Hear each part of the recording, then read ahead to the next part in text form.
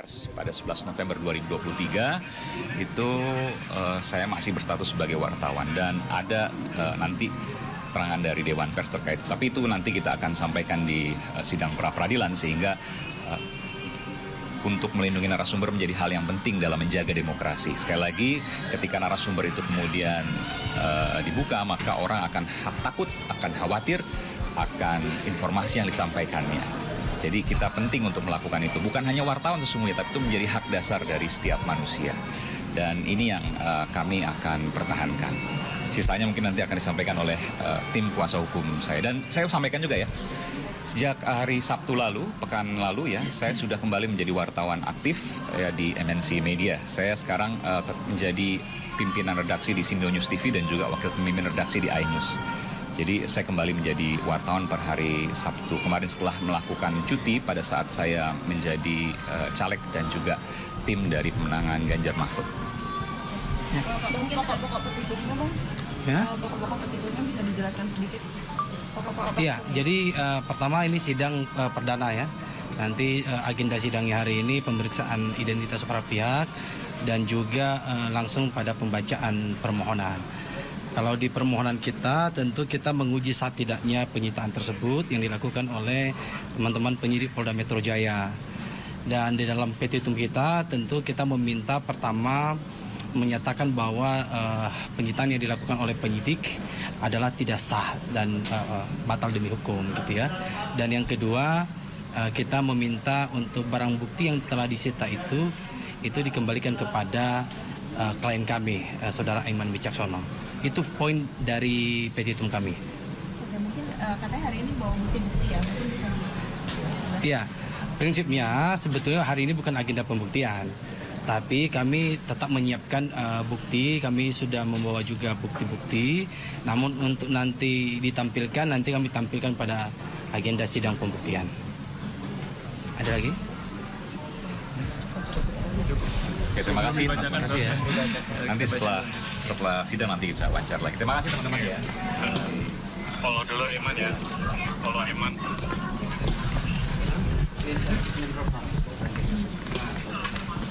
Ya, bisa dilihat situasi terkini di Pengadilan Negeri Jakarta Selatan di mana Aiman Wicaksono ini sudah tiba di Pengadilan Negeri Jakarta Selatan di mana sidang perdana gugatan pra-peradilan yang dilayangkan juru bicara TPN Ganjar Mahfud Aiman Wicaksono. Ini terkait penyitaan handphone dalam kasus aparat tidak netral. Ini akan digelar di Pengadilan Negeri Jakarta Selatan pada pagi hari ini. Sementara itu, Wakil Direktur Eksekutif Deputi Hukum TPN Ganjar Mahfud, Vincentius Mendriva, juga mengatakan pihaknya siap menghadapi sidang perdana tersebut. Vincentius juga menyebut pihaknya akan membawa seluruh barang bukti yang dimiliki untuk menghadapi sidang pra-peradilan pada hari ini. Sementara itu, pihak Polda Metro Jaya juga selaku tergugat juga menyatakan siap dan akan hadir dalam sidang pra-peradilan hari ini. Sebelumnya juga Aiman melayangkan gugatan pra-peradilan pada hari Selasa, ini 6 Februari 2024.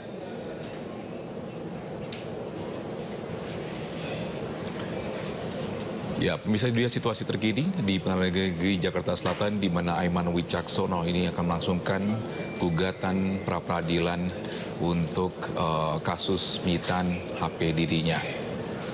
Dan kita ke informasi selanjutnya, pemirsa. Ya, hari ini pemirsa, Aiman ini dikabarkan untuk daftar untuk pra-peradilan penyitaan KTHP-nya. Dan berikut informasinya.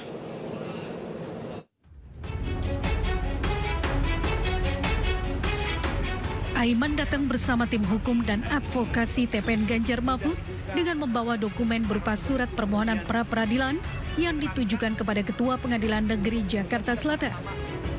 Selaku termohon pra-peradilan adalah Kapolda Metro Jaya dan Kapolri terkait tidak sahnya menyita barang pribadi milik pemohon. Aiman menyampaikan ada 4 barang pribadi yang disita penyidik saat menjalani pemeriksaan di Polda Metro Jaya, yaitu 1 handphone, 1 kartu seluler, 1 akun Instagram, dan 1 akun surat elektronik. Aiman menjelaskan penyitaan dilakukan penyidik setelah Aiman menolak mengungkap identitas narasumber informasi dugaan aparat tidak netral dalam Pilpres 2024. Aiman menyebut dirinya merupakan jurnalis yang memiliki hak tolak untuk menyebutkan narasumbernya. Kami semua ingin menegakkan demokrasi dengan melindungi narasumber. Karena ketika narasumber itu mudah dibuka, narasumber itu kemudian dengan mudahnya kemudian disebarkan, maka orang akan khawatir, narasumber akan khawatir, dan setiap insan akan khawatir ketika menyampaikan informasi penting yang akan berpengaruh pada demokrasi ini.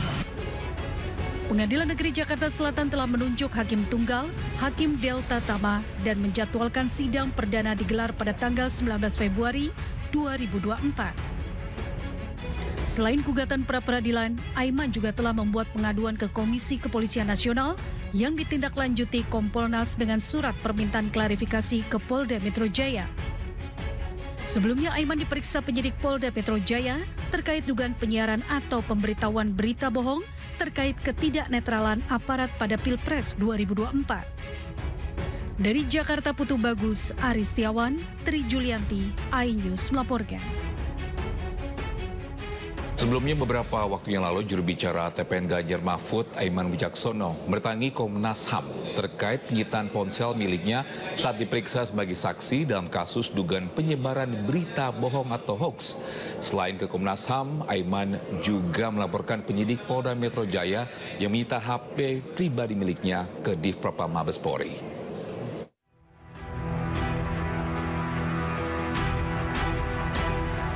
Juru bicara tim Ganjar Mahfud, Aiman Wicaksono, mendatangi Komnas HAM.